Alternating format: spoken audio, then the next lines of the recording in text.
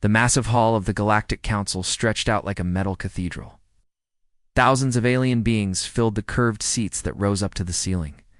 Their voices created a low humming sound that echoed through the chamber. Ambassador Tae-ho Kim walked slowly down the central path. His black diplomatic suit was perfect and clean, but his hands shook slightly as he carried the data pad that held humanity's last hope. Behind him walked Dr. Soman Park. She was a small woman with tired eyes. Her white lab coat looked plain next to the colorful robes and strange armor of the alien delegates. She had spent 3 days without sleep preparing the evidence they would present today, the evidence that might save the human race. Lieutenant Commander Woo Jin Lee followed them both. His military uniform was sharp and formal. His young face showed no emotion, but his eyes were alert. He watched every alien in the hall carefully. Trust was a luxury humanity could not afford anymore. The 3 humans reached the center of the chamber. Above them sat the High Council. These were the oldest and most powerful species in the galaxy. They had ruled the stars for thousands of years before humans even learned to make fire. Counselor Vexera spoke first. She was a being made of living crystal. Her body caught the light and threw rainbow patterns across the walls. When she talked, her voice sounded like wind chimes in a storm. Humans of Earth, she said, you have requested this emergency session. The Council will hear your words, but be quick. We have more important matters to discuss. Tae-ho stepped forward. He had practiced the speech 100 times, but standing. Here in front of beings who could destroy his entire species with a thought made his mouth feel dry. Honored Council, he began. The Vorthok Empire has declared war on humanity. They have already destroyed 12 of our colony worlds. Billions of humans are dead. Their bioweapons are unlike anything we have ever seen. They create diseases that eat through metal and flesh alike. Our defenses are useless against them.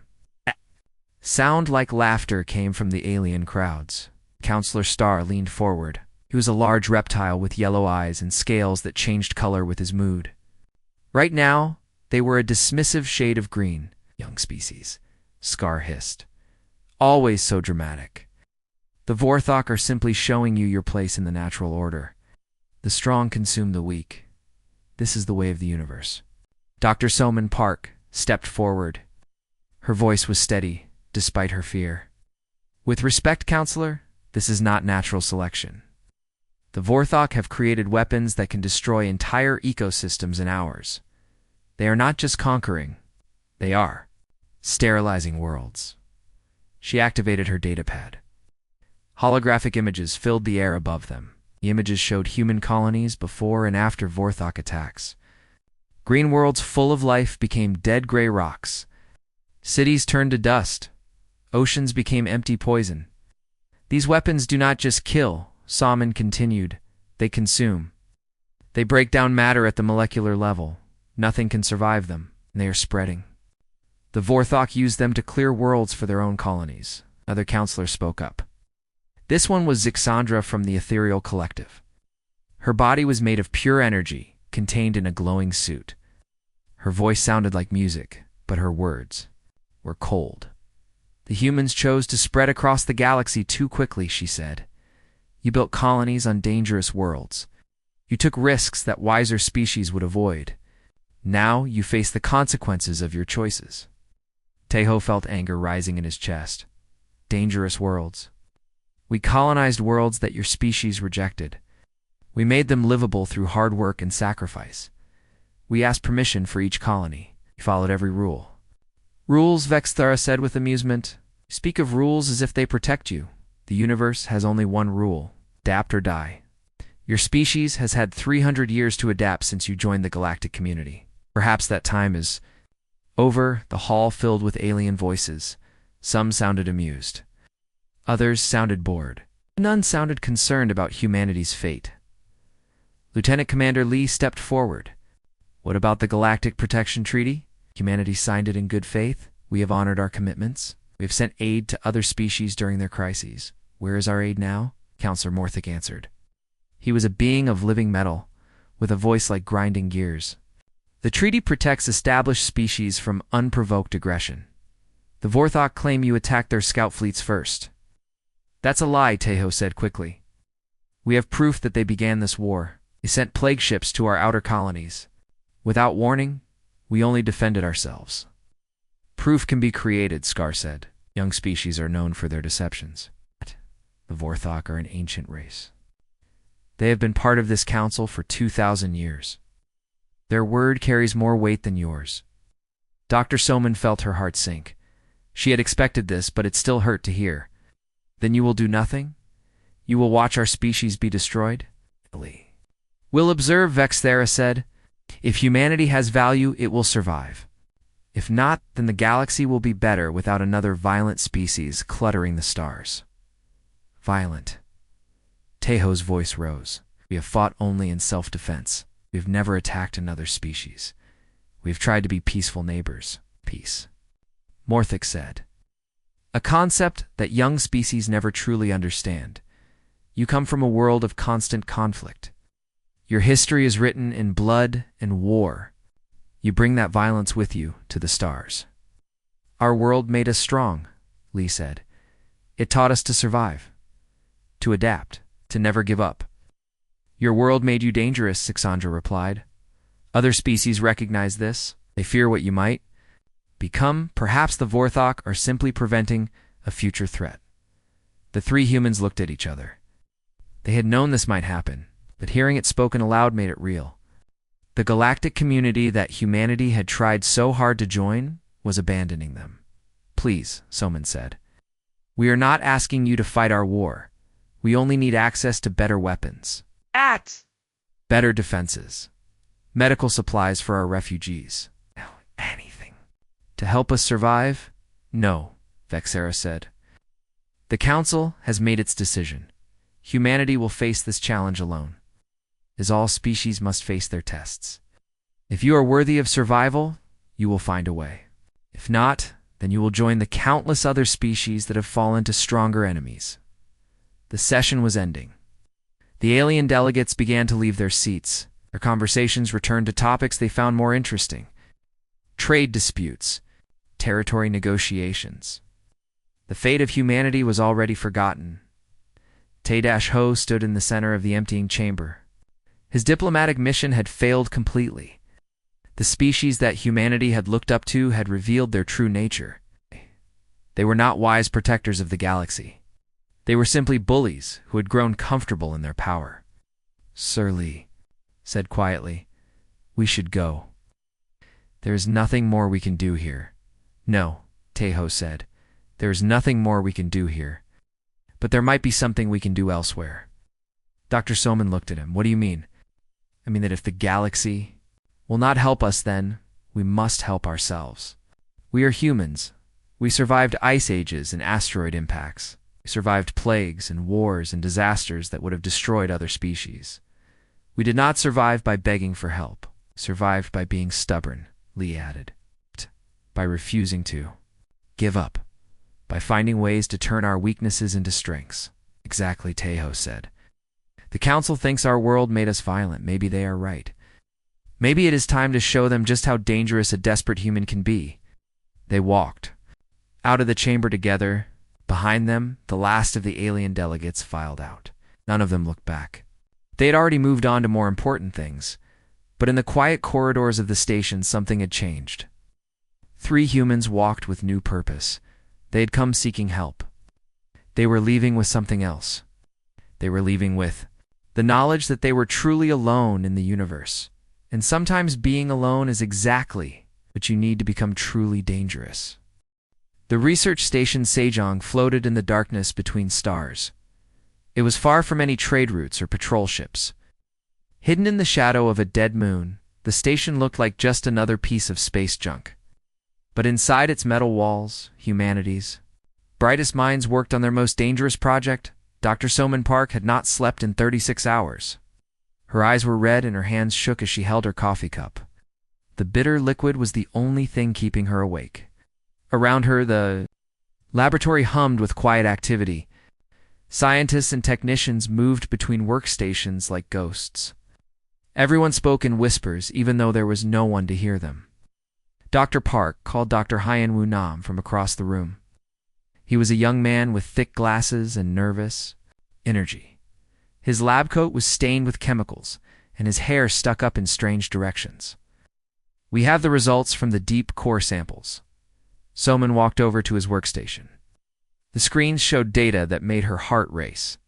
Numbers and graphs that told an impossible story. They had been studying samples from the deepest parts of Earth's oceans, places where no human had ever been, places where the pressure would crush a spaceship and the cold would freeze metal solid. "Show me," she said. Haiyan-Wu pulled up a microscopic image on the main screen, showed what looked like a black liquid. But as Salman watched, the liquid moved. It flowed in patterns that seemed almost like writing, like it was trying to communicate. "We found it at the bottom of the Mariana Trench," Haiyan-Wu said. "But not just there. It's in every deep ocean on Earth, in places we never thought to look. It's been there for millions of years." "What is it?" Soman asked. "We don't know. It's not like any life form we've ever seen. It doesn't need oxygen. It doesn't need heat. It doesn't even need water. It seems to feed on pressure itself. Tor, it's intelligent." Soman felt a chill run down her spine. "What do you mean intelligent?" Another scientist joined them. Dr. Sung-Ho Choi was older than the others.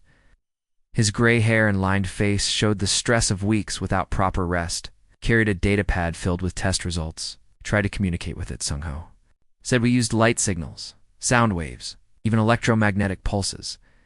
At first nothing happened. Then it began to respond. It copied our signals. Then it changed them. Made them more complex. It's learning," Haiyan-Wu added. "Every time we test it, it gets smarter. It adapts to whatever we throw at it." Salman looked at the black substance on the screen, pulsed with a rhythm that seemed almost like a heartbeat. "Have you tested it against biological weapons?" "That's the incredible part," Sunjo said. He activated another screen. This one showed the results of weapon tests. We exposed samples to every known bioweapon. Vorthok plague viruses, Zephyrian nerve toxins, even some illegal weapons from the black market. "Nothing hurt it more than that," Haiyan-Wu said excitedly. "It absorbed them. It broke down the weapons and made them part of itself. Then it created new versions. Better versions. Stronger versions." Salman stared at the data. Her mind raced. "With possibilities? You're saying it can take any weapon and improve it?" "Not just weapons," Sung-Ho said. "We tested it with metals, plastics, even energy itself. It consumes everything and learns from it. It's like it's been designed to adapt to any threat." A new voice spoke from behind them. Maybe it was. Turned to see Dr. Jina Yoon walking toward them. She was the station's chief geologist. Her specialty was studying Earth's deep structures. She had been working on a theory that none of them wanted to believe. "What do you mean?" Soman asked. Janae pulled up geological data on another screen. "Look at this. These samples aren't just from the ocean floor. They're from much deeper. It's from layers of rock that are billions of years old. This organism has been on Earth since the planet was formed." "That's impossible," Haiyan-Wu said. "Nothing could survive that long." "Nothing we know of," Janae corrected. "But what if it's not from Earth originally? What if it came here when the planet was young? What if it's been waiting? Waiting for what?" Soman asked. "For us," Janae said quietly. "Think about it. Every mass extinction event in Earth's history made life stronger. The asteroid that killed the dinosaurs, the ice ages, the volcanic eruptions. Each disaster forced life to adapt or die. This organism was guiding that process." Sung-Ho shook his head. "You're talking about intelligent design." "That's not science, isn't it?" Janae asked. "Look at the data. This thing doesn't just adapt. It helps other organisms adapt. We found traces of it in fossil records. In the DNA of every species that survived major extinction events. It's been Earth's secret guardian for millions of years." Solomon felt the pieces clicking together in her mind. "And now it's revealed itself to us? Why?" "Because we're facing our own extinction event," Janae said. "The Vorthok are trying to wipe us out. Maybe this organism recognizes that threat. Maybe it's finally ready to help us fight back." The laboratory fell silent. Everyone stared at the screens showing the black substance. It continued to pulse with its strange rhythm, as if it knew they were watching, as if it was waiting for them to make a decision. We need to establish better communication, Solomon said finally. If this thing is intelligent, we need to talk to it directly. That could be dangerous, Sung-Ho warned. We don't know what it's capable of. What if it decides we're the threat? Then we'll be dead, Solomon said simply. But we're probably dead anyway if we don't try. The Vorthok fleets are getting closer every day. Our colonies are falling one by one. Traditional weapons aren't working. We need something new, something that the galaxy has never seen before, Hyen-Wu added. So Dashmin nodded. Start preparing the communication chamber. We're going to make contact. Now, what if it doesn't want to help us? Janae asked. Then we'll convince it, Soman said. We'll show it that humans are worth saving, that we're not just another species to be consumed. Over the next few days, the team worked frantically to prepare. They built a special chamber filled with sensors and communication equipment. They designed neural interfaces that could translate thoughts into signals the organism might understand. They prepared samples of human DNA and brain tissue to help it learn about their species. Dr. Min-Soo Kong, the station's chief engineer, supervised the construction. He was a practical man who preferred working with machines to dealing with alien organisms. But even he was excited by the project. The chamber is ready, he announced. But I have to ask, are you sure about this? Once we make contact, there's no going back. Soman looked around the laboratory. Her team was exhausted but determined. They had all volunteered for this mission knowing they might not survive it. They had left their families and friends behind. They had given up everything for a chance to save humanity. For sure, she said. We came here to find a weapon. Instead, we found something much more valuable. We found a possible ally. An ally that understands what it means to survive on a world that wants to kill you. You really think it will help us? Hyen-Wu asked. So Dashmin looked at the screens showing the organism. It had grown during their time on the station. It had learned. From every test they performed, it had become more complex and more responsive, as if it was preparing for something. I think it's been waiting for us, she said. Earth made us tough. It made us adaptable. It made us survivors. But it also made us alone. Every other species we've met thinks we're dangerous because we come from a dangerous world.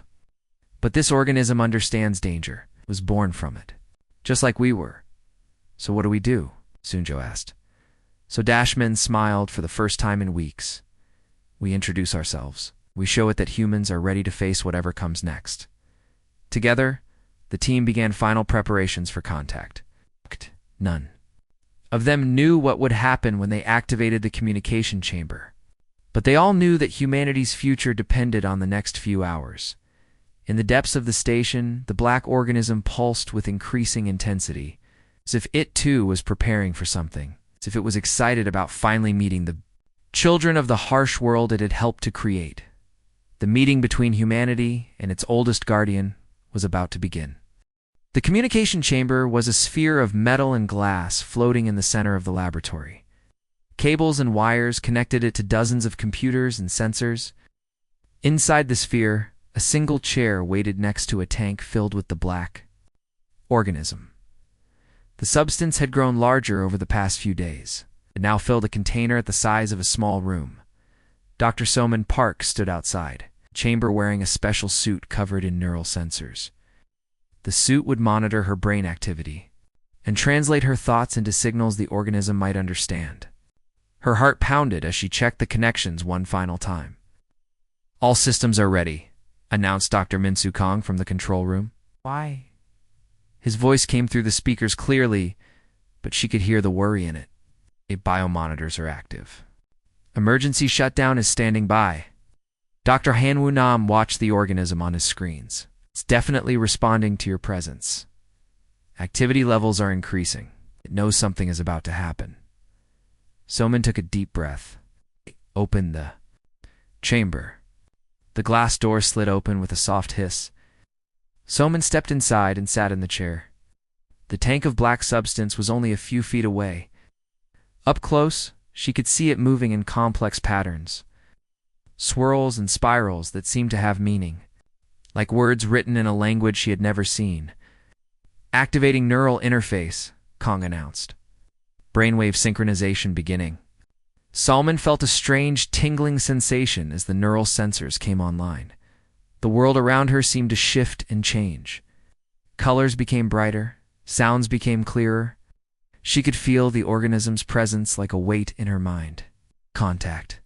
Established, Hyanwu said. Neural patterns are linking. Salman, can you hear me? Yes, she whispered. But her voice sounded strange, like it was coming from very far away. Then the organism spoke, not with words, but with feelings and images. That appeared directly in her mind. The voice was vast and ancient, like the sound of deep ocean currents or the slow movement of continents. Small, warm creature, the presence said. You disturb my long sleep. Why do you wake me? Salman tried to stay calm. She focused her thoughts and spoke carefully. We need your help. Our people are dying. An enemy is destroying our worlds. Dying. The concept seemed to amuse the organism. All things die. Stars burn out. Planets grow cold. Your brief existence is nothing to me. Then why did you respond to our tests? Why did you show yourself to us? There was a pause that felt like hours. Soman could sense the organism thinking, considering. In her mind, she saw flashes of images. Earth as it was millions of years ago. Oceans boiling with volcanic activity. Ice sheets covering continents. Meteors falling from the sky. Because you carry the scent of the deep places, the organism finally said, you are children of the harsh world, born from pressure and pain, forged by disasters that would destroy lesser beings. You know about Earth's history? I was there. Watched the world burn and freeze and burn again. I saw species rise and fall like waves on a beach. Most were weak. They died quickly when the world changed. But some adapted. Some survived. Some became strong. Soman felt a chill of understanding. He helped them survive. I guided them, gave them the tools they needed to adapt, to overcome, to become worthy of the harsh world that made them. Your ancestors were among the strongest. They survived ice and fire and the falling stones from the sky. Through the neural link, Soman experienced flashes of human history, but not the history she knew from books. This was deeper, more fundamental. She saw early humans huddling in caves while the world froze around them. She saw them adapting to new climates and new challenges. Always changing, always surviving. You've been watching? Us all along, she said. Watching, waiting, testing. Your species showed promise. You spread across your world despite the dangers. You built civilizations that could survive disasters. You reached for the stars even when the journey might kill you. And now you face a test that will determine if you are truly worthy. The soft species from the sterile worlds have come to destroy you. They have never known real hardship. They have never been forced to adapt. They believe their artificial weapons make them strong. Images flooded Soman's mind. The Vorthok Empire, in all its terrible glory. Their bioweapons were not evolved naturally. They were designed in laboratories by beings who had never faced real danger. The Vorthok themselves were soft creatures who hid behind their technology. You've seen them before, Soman realized. They have seen their kind. Species that grow strong through conquest rather than survival. They spread across the galaxy like a disease. They consume, but they do not adapt. They are weak despite their power. Will you help us fight them? The organism's presence seemed to grow larger in her mind. Help is not given, it is earned. Your people must prove they deserve my attention. They must show they understand the true nature of strength. What do you want us to do? Survive? Adapt? Overcome? Show me that humans are more than just another species crying for rescue. That you are worthy children of the harsh world. Somin felt the organism's interest sharpen. Through the neural link she sensed its true nature. It was not just a creature from Earth's depths, it was a force of nature itself. A living embodiment of the pressure and darkness that had shaped all life on their world. We'll give you a gift, the organism said. A small part of myself. Use it wisely. If you prove worthy, more will follow. If you fail, you will join the countless species that could not adapt to a changing universe. The black substance in the tank began to move faster. Tendrils of darkness reached toward Somin. She felt no fear, only excitement. This was what they had been looking for. Not just a weapon, but a partner. An ally that understood what it meant. To survive in a hostile universe, the connection is growing stronger, Hyanwu reported from outside. Bioreadings are off the charts. Whatever it's doing, it's affecting her at the cellular level. Somin felt changes beginning in her body. Her senses became sharper, her mind clearer. She could feel the organism's presence settling into her. Nervous system like a familiar friend. It was not taking control. It was joining with her. It's becoming part of her. I understand, she whispered. You're not just giving us a weapon. You're giving us evolution. Evolution that takes millions of years. I compress into moments. But the price is high. You must be strong enough to handle what I give you. Weak. Minds break under the pressure of rapid change. We're humans, Somin said with new confidence. We don't break. We'll see. Your first test begins now. The enemy approaches your outer colonies. Show them what happens when they threaten the children of the deep places. The neural link began to fade. The organism's presence grew distant, but Somin could still feel it. A part of it remained with her. In her blood, in her bones, in her very DNA. Contact is ending, Kong announced, bringing her back online. Somin opened her eyes. The chamber looked the same, but she felt completely different. Stronger, faster, more aware of everything around her. The black substance in the tank had shrunk. Part of it was now part of her. How do you feel? Hyanwu asked as the chamber opened. Different, she said, better. Like I was sleeping before and now I'm awake. Dr. Jinna Jun ran over with a medical scanner. Your vital signs are incredible. Heart rate is steady but stronger. Brain activity is increased by 30%. Whatever it did to you, it's made you more than human. Not more than human, Solomon corrected, more human. This is what we were meant to become. What we would have become if we had stayed on Earth for another 1,000,000 years. Can you still communicate with it? Sungho asked. So Dashmin closed her eyes and reached out with her mind. The organism was still there, waiting, watching, ready to help when they proved themselves worthy. Yes, she said, and it's ready to help us. But first we need to show it that we deserve its help. We need to win our first battle against the Vorthok. How? Kong asked. So Dashmin smiled. The first time since the war began, she felt hope. By remembering what we are.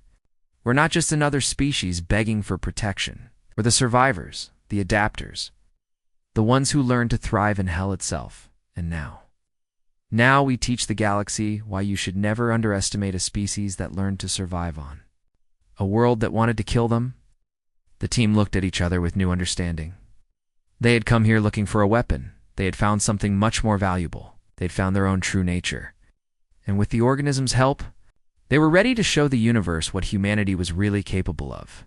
The first test was about to begin. The mining station, Kepler 7, had been abandoned for 2 years. Its empty corridors and dark rooms made it the perfect place for secret tests. Captain Bora Shin walked through the station's main hall, wearing the new symbiotic armor, the black. Material covered her body like a second skin. It moved with her breathing and pulsed with a faint inner light. How does it feel? Asked Dr. Somin, parked through the communication system. She was watching from the command center several kilometers away. Strange, Bjor replied. Like I'm wearing something alive, but also like it's part of me. I can feel its thoughts mixing with mine. The armor had been created using samples of the deep organism. Each suit contained thousands of microscopic pieces of the ancient creature. When a person wore the armor, those pieces bonded with their nervous system. The result was a partnership between human and alien intelligence. Vital signs are stable, reported Dr. Hyanwu Nam from his monitoring station. Neural integration is complete. The organism has accepted her. Lieutenant Dongmin Bei adjusted his own symbiotic suit. He was one of 5 volunteers chosen for the first field test. It's like having a voice in my head. Not a foreign voice. More like remembering something I always knew, but had forgotten. That's the genetic memory, Soman explained. The organism has been part of Earth's ecosystem for millions of years.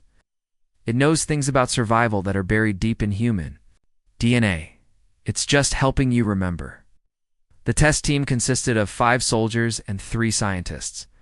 They had all volunteered, knowing they might not survive. The symbiotic armor was still experimental. No one knew what long-term effects it might have on human physiology. Target approaching, announced Communications Officer Junho Yang. Rthok? Scout ship detected. It's following the expected route. Biora felt her heart rate increase. The armor responded by releasing calming chemicals into her bloodstream. At the same time, it began preparing her body for combat. Her muscles became stronger, her reflexes faster, her senses sharper. Remember, Soman said, this is just a test. We need to see how the armor performs against real Vorthok weapons. Try to capture the ship if possible. We need prisoners for interrogation. Understood, Biora replied. She could feel the organism's excitement through the neural link. It had been waiting for this moment. A chance to face the enemy that threatened its human partners. The Vorthok scout ship was small, but deadly. Its bioluminescent hull glowed. With sickly green light, weapon ports along its sides opened like hungry mouths. The ship's crew had destroyed human colonies before. They expected this to be another easy victory. Detecting life signs, reported the Vorthok commander to his crew. Primitive humans hiding in the abandoned station. Deploy standard plague weapons. This will be over quickly. The first bioweapon struck the station's outer hull. It was a corrosive acid that could eat through metal and flesh in seconds. When it hit the symbiotic armor, something unexpected happened. The armor absorbed the acid and began analyzing its molecular structure. Fascinating, Biora whispered. She could feel the organism learning from the attack, understanding how the weapon worked, finding its weaknesses. Readings are incredible, Hyanwu reported. The armor is not just resisting the bioweapon, it's incorporating it, making it part of itself. A second wave of weapons hit the station, nerve toxins designed to paralyze and kill. But the armor adapted to these as well. It broke down the toxins and used them to create new defensive systems. Impossible, hissed the Vorthok commander. Our weapons are perfect. No species has ever resisted them. Your weapons are tools, Bora said over the communication channel. Made by beings who never faced real danger. You don't understand what. It means to adapt or die. The symbiotic armor began to change. Biora watched in amazement as new structures grew from the black material. Weapon systems based on the Vorthok bioweapons but improved and enhanced. The organism had learned everything it needed from the enemy's attack. Phase 2, Soman announced. Show them what Earth's children can do. Biora and her team moved through the station with inhuman speed. The armor allowed them to survive in vacuum in extreme temperatures.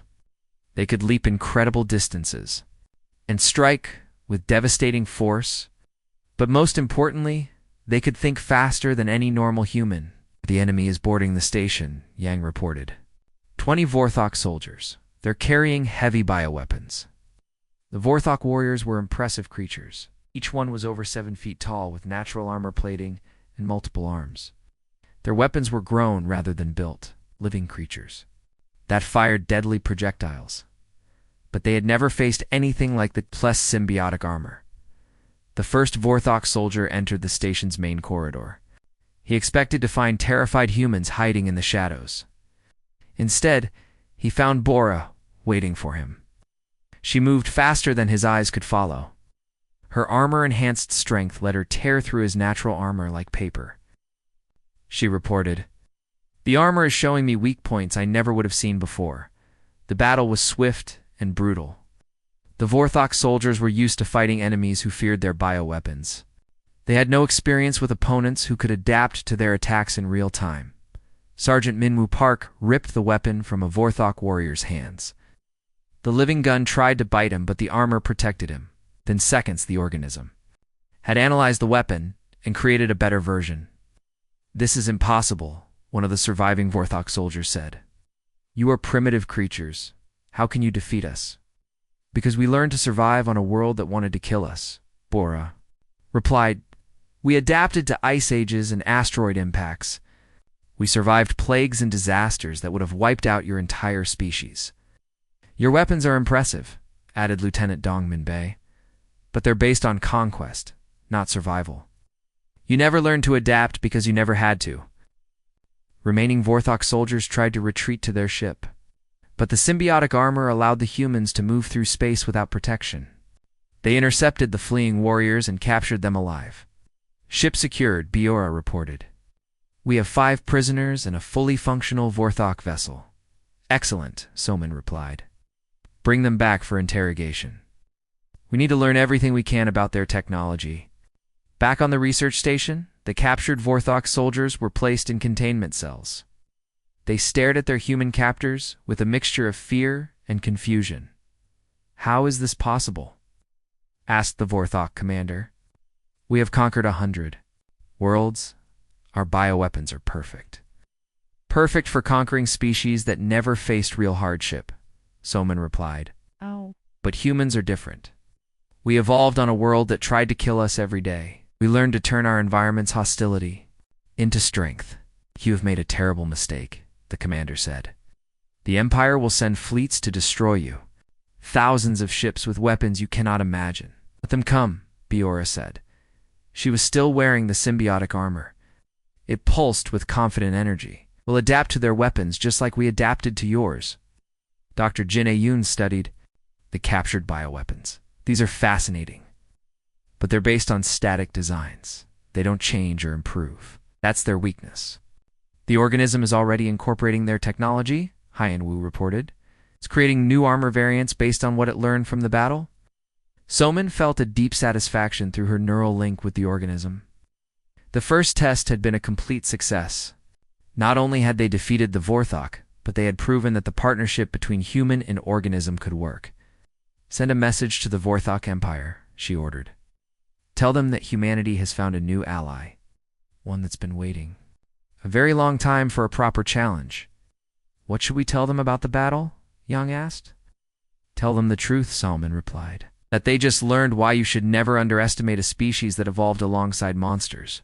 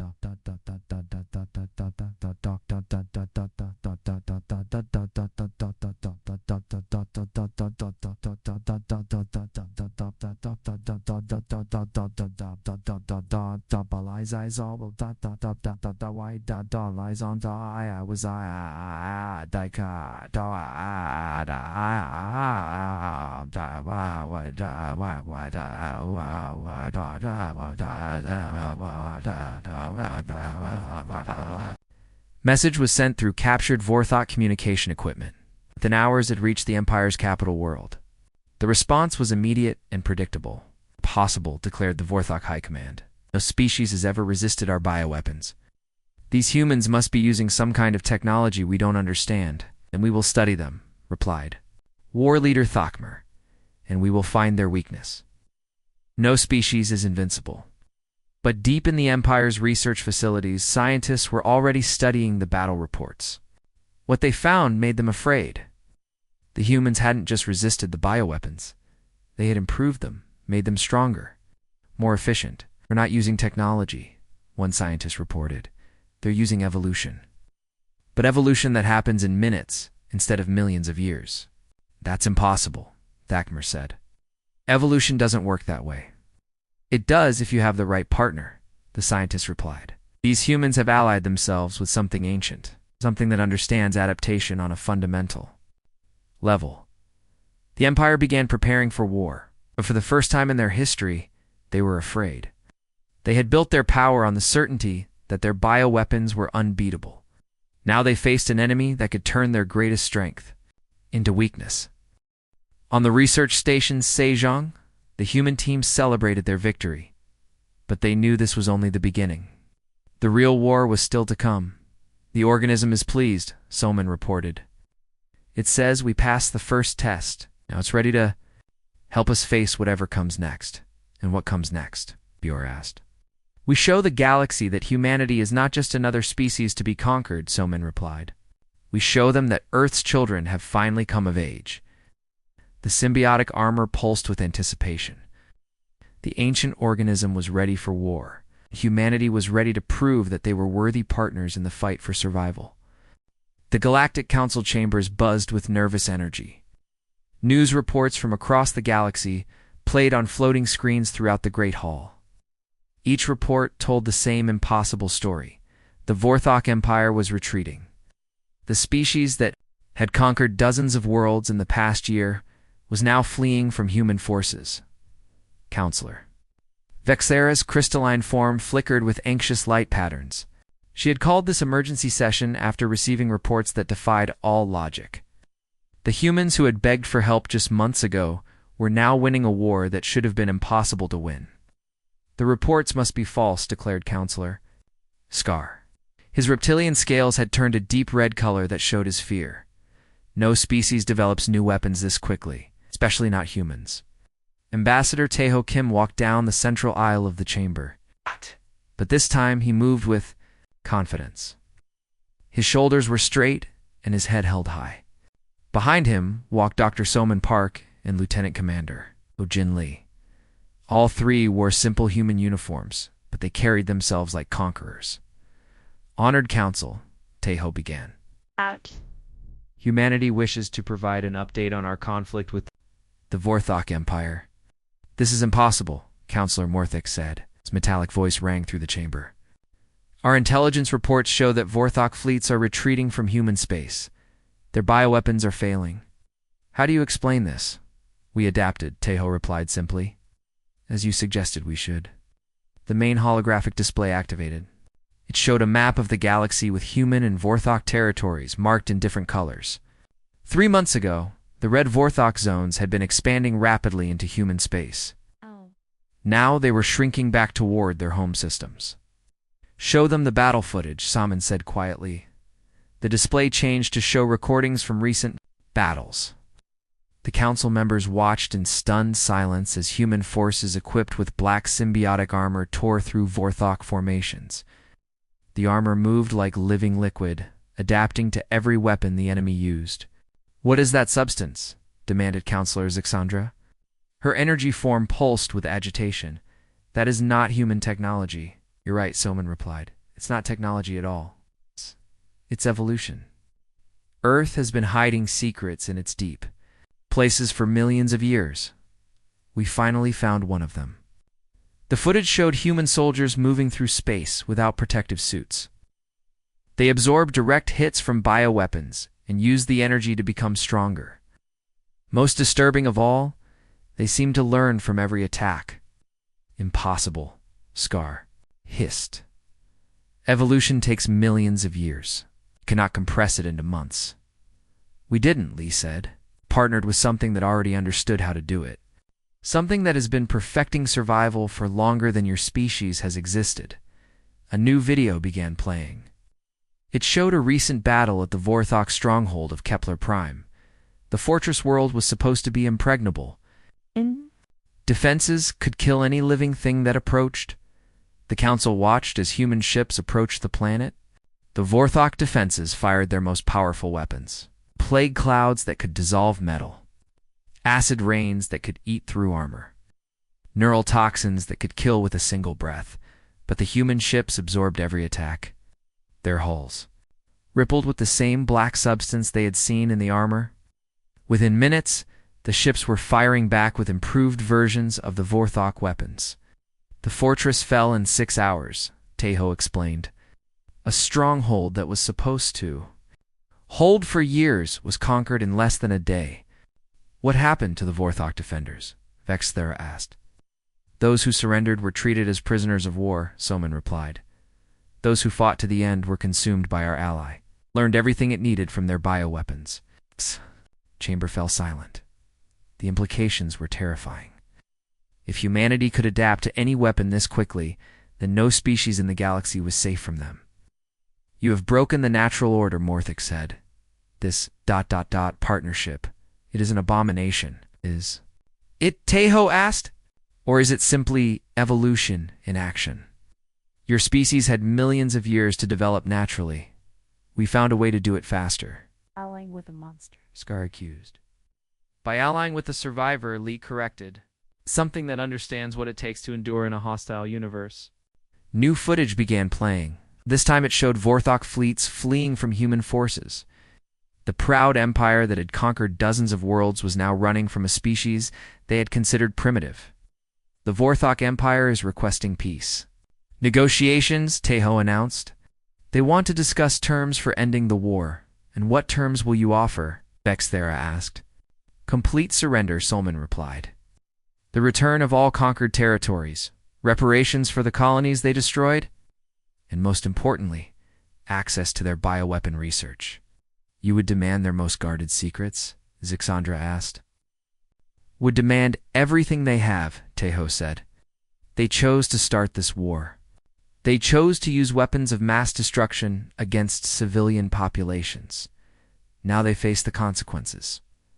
The council members looked at each other with growing fear. They had dismissed humanity as weak and primitive. Now they were facing the possibility that humans might be the strongest species in the galaxy. What do you want from us? Vexthera asked. Nothing, Teho replied. You made your position clear when we asked for help. You told us to adapt or die. We adapted. Now, we're stronger than ever. You cannot threaten the council, Morthic said. There are rules, laws, protocols for dealing with dangerous species. Not threatening anyone, Salman said. We're simply existing, growing, becoming what we were always meant to be. And what is that? Star asked survivors, Lee replied. The children of a world that tried to kill us every day, we learned. To turn hostility into strength. Danger into opportunity. Death into life. The display showed more battle footage. This time it focused on individual human soldiers. They moved with inhuman speed and grace. They survived attacks that should have killed them instantly. Most importantly, they seemed to enjoy the challenges. Your ally, Vexthera said. This organism from your deep places. What does it want? To survive, Soman replied. To grow stronger. To face new challenges. It has been waiting in Earth's depths for millions of years. Now it finally has partners worthy of its abilities. And if we were to declare war on humanity, Morthic asked, then you would face the same fate as the Vorthok, Teho said calmly. Our ally is always hungry for new experiences. New weapons to analyze. New enemies to overcome. The chamber erupted in angry voices. Species that had ruled the galaxy for millennia were suddenly afraid of a young race they had ignored for centuries. Order, Vexthera commanded. There will be no war declarations today. The council needs time to consider these developments. Of course, Teho replied. We understand that change can be frightening, especially for species that have grown comfortable in their dominance. You were supposed to be eliminated, Scar said bitterly. The Vorthok were supposed to teach you your place in the natural order. They did, Soman said. They taught us that we are stronger than anyone imagined, including ourselves. The human delegation began to leave the chamber. But before they reached the exit, Teho turned back to address the council one final time. The war with the Vorthok will end soon, he said. But this is not the end of humanity's growth. It's the beginning. We have learned what we are truly capable of. We have found a partner that shares our hunger for survival. What happens next? Vexthera asked. We continue to adapt, Teho replied. We continue to grow, continue to become what Earth intended us to be. And what is that? Inheritors of the galaxy, Soman said. The species that refuses to bow to anyone or anything. The children of the deep places who learned to dance with monsters. The three humans left the chamber in silence. Behind them, the council members sat in stunned quiet. The galaxy had changed forever. The young species they had dismissed was now the most dangerous force in known space. In the depths of human ships, the ancient organism pulsed with satisfaction. It had waited so long for worthy partners. Now it finally had them. The real conquest was just beginning, and in the deepest trenches of Earth's oceans, more ancient things stirred. The first Guardian had found success with its human allies. Soon, others would follow. The galaxy was about to learn what happens when you underestimate a species that learned to survive in hell itself. The age of human dominance was beginning, and nothing would ever be the same.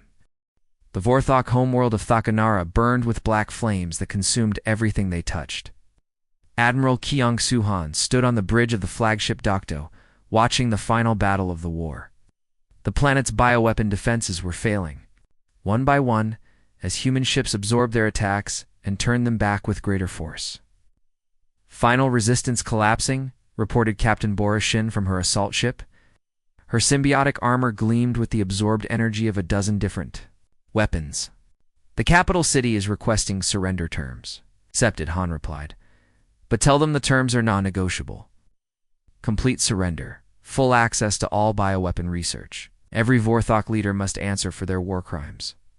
Dr. Soman Park stood beside the Admiral, her neural link with the deep organism allowing her to feel its satisfaction. The ancient creature had fed well during this war. It had consumed weapons and technology from across the Vorthok Empire. Each meal had made it stronger and more intelligent. The organism is pleased, she reported. It says the Vorthok were educational. Their bioweapons were complex enough to provide real nourishment. And now? Han asked. Now it grows stronger. The samples we've taken from Vorthok research facilities contain weapons we never imagined, diseases that can affect machines, toxins that work on energy beings. The organism is learning from all of all. Lieutenant Commander Woojin Lee monitored the communication channels. Reports flowed in from across the galaxy as news of the Vorthok defeat spread. Some species celebrated, others prepared for war. All of them were afraid. The Galactic Council is demanding another emergency session, Lee reported. They want to discuss what they're calling the human problem. Let them meet, Han said. We have more important work to do. The final Vorthok stronghold fell within the hour. The empire that had terrorized the galaxy for centuries was finished. Their bioweapons were captured. Their fleets were destroyed. Their worlds were occupied by human forces wearing the black symbiotic armor. But the real victory was deeper than military conquest. Through the neural links, every human soldier could feel the organism's growth. It was no longer just a single entity. It had spread across thousands of ships and tens of thousands of human partners. It was becoming something new, something unprecedented. Dr. Park called Dr. Han Wunam from the research station. We're detecting massive activity in Earth's oceans. The deep-sea sensors are picking up movement in trenches we've never explored. Salman felt a chill of excitement through her neural link. The organism is calling to its cousins. The war has awakened other guardians. Other guardians? Han asked. The entity we partnered with was not alone. Earth's deep places hide many ancient creatures. They've been sleeping for millions of years, waiting for the right moment to emerge. The screen's data flowed in from Earth's monitoring stations. The planet's deepest ocean trenches were showing signs of life. Massive forms were moving in the crushing depths. Things that had been waiting since the world was young. What do they want? He asked. The same thing our partner wanted, Soman replied, to find worthy allies, to test themselves against new challenges, to grow stronger through conflict. The communication system crackled with an incoming message. Ambassador Taeho Kim's voice came through clearly, despite being transmitted across half the galaxy. The council session has ended, he reported. They've declared humanity a threat to galactic stability. They're forming a coalition to contain us. How many species? Han asked. 47 so far, including most of the elder races. They're mobilizing fleets from across the galaxy. Salman smiled. Through the neural link, she could feel the organism's excitement. It had consumed the Vorthok Empire and learned from their weapons. Now it would face an even greater challenge. The combined military might of the galaxy's oldest civilizations. Recommendations? Han asked. We do what we've always done, Soman replied. We adapt, We survive. We overcome. The organism is eager, added Dr. Jinyun from the geology station. It's been studying the captured Vorthok databases, knows about the weapons the Council species possess. It's already planning improvements. The news screens showed footage from across the galaxy. Ancient shipyards were activating. Weapons that had been stored for millennia were being brought online. The elder species were preparing for the largest war in galactic history. They're afraid, Lee observed. The first time in thousands of years they're facing something they don't understand. They should be afraid, Han said. They created this situation. They could have helped us when we asked. Instead, they chose to let us face extinction alone. And now we're stronger than any of them imagined, Solomon added. The organism has grown beyond our original partnership. It's becoming something new. Something that can challenge the entire galactic order. Communications Officer Junho Yang intercepted a transmission from the Council fleets. They're offering final terms: complete disarmament, surrender of all symbiotic technology, exile to the Outer Rim territories. And if we refuse, Han asked, total war. They plan to sterilize every human world. To eliminate us as a threat to their authority. The bridge fell silent. The humans had won their war against the Vorthok. But now, they faced something far more dangerous. The combined might of every major civilization in the galaxy. Orders, Admiral. Captain Shin asked through the communication system. Han looked at his crew. These were the descendants of a species that had survived ice ages and asteroid impacts. They had learned to thrive on a world that constantly tried to kill them. They had partnered with something ancient and powerful. They were ready for whatever came next. Send this message to the Council fleets, he ordered. Humanity rejects. Their terms: we will not disarm, will not surrender. We will not be exiled. If they want war, they will have it.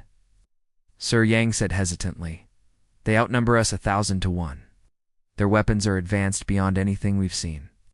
Even with the organism's help, the odds are impossible. The odds have always been impossible, Soman said. That's what makes us human.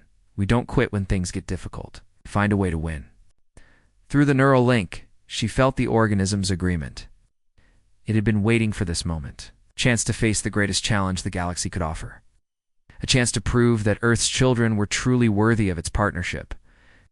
The other entities are awakening, she announced.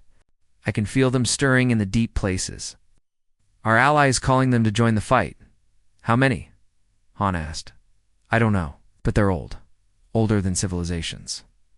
Older than species. Ow. They've been waiting for this day since the galaxy was young. The screens showed new data from Earth. The ocean floor was cracking open in places. Ancient things were rising from depths that had never known light. They were different from the first organism, but equally powerful. Each one was a master of survival in its own way. What are they? Lee asked. Teachers, so Dashmin replied. Guardians. The true lords of the deep places. They made Earth the harsh world that forged humanity. Now they're ready to help us remake the galaxy. The Council fleets are moving, Yang reported. They'll reach human space in 3 days. Good, Han said. That gives us time to prepare. Time to show them what happens when you threaten the children of the deep places. The human fleets began to move. Ships covered in the black symbiotic armor headed toward the border systems. They carried weapons that had been improved far beyond their original designs. They were crewed by humans who had bonded with ancient intelligence. But most importantly, they carried the hunger of survivors. The determination of a species that had learned to turn every challenge into an opportunity. The confidence of beings who had danced with monsters and made them partners. All ships report ready, Captain Shin announced. The symbiotic armor is functioning at full capacity. The organism is eager for combat. Then let's give it what it wants, Han said. Signal the fleet. Course for the Council rendezvous point. It's time to show the galaxy what Earth's children have become. The ships jumped to hyperspace, carrying humanity toward its greatest battle. Behind them, Earth's oceans continued to stir with ancient life. Deep places were awakening. The Guardians were rising. The galaxy was about to learn why you should never underestimate a species that learned to survive in hell itself. The age of human dominance was beginning, and nothing would ever be the same in the depths of space. Something vast and ancient smiled. The partnership had exceeded all expectations. The children of the harsh world had proven themselves worthy. They would inherit the stars. The real conquest was just beginning.